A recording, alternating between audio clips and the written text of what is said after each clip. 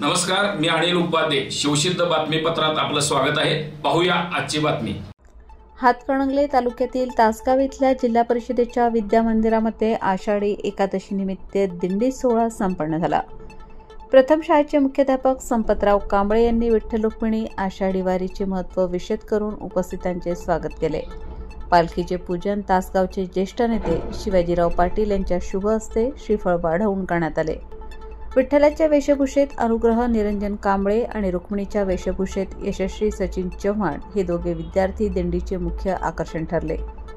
दिंडीच्या अग्रभागी असणारी साजिरी गोजिरी विठ्ठल रुक्मिणीची जोडी, सजलेली पालखी, विणाधारी तसेच पताकाधारी वारकरी, छोटी मोठी तुळशी वृंदावने आणि वारकरी वेशात सजून धजून आलेले छोटे वारकरी हे सुद्धा दिंडीचे खास आकर्षण ठरले. टाळ्यांच्या गजरात, अभंगाच्या तालावर ठेका धरत ही दिंडी गावातील प्रमुख रस्त्यावरून फिरली. ठिकठिकाणी चौकात चौकात मुलामुलींनी माऊली गाण्यावर नृत्य सादर केले. तसेच पालखीसमोर गावातील महिलांनी उत्स्फूर्तपणे फुगडीचा फेर धरला. गावातील महिलांनी ठिकठिकाणी दिंडीचे औक्षण केले. पालखीधारी भोई व विठ्ठल रुक्मिणीच्या पायावर पाणी घालून पूजन केले. बालवारकऱ्यांना पालकांनी गोड खाऊ, राजगिरा लाडू, साखर खाऊ घातले. तर गावातील वयोवृद्ध महिलांनी पंढरपूरचे दर्शन इथेच घडवले म्हणून समाधान व्यक्त केले. शेवटी विठ्ठल रुक्मिणी मंदिर तासगाव इथं विठ्ठलाची आरती घेऊन दिंडीची सांगता झाली.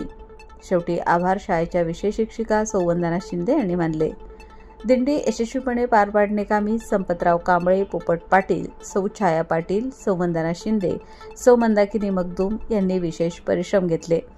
यावेळी गावातील विद्यार्थी, पालक, महिला, आबालवृद्ध उपस्थित होते.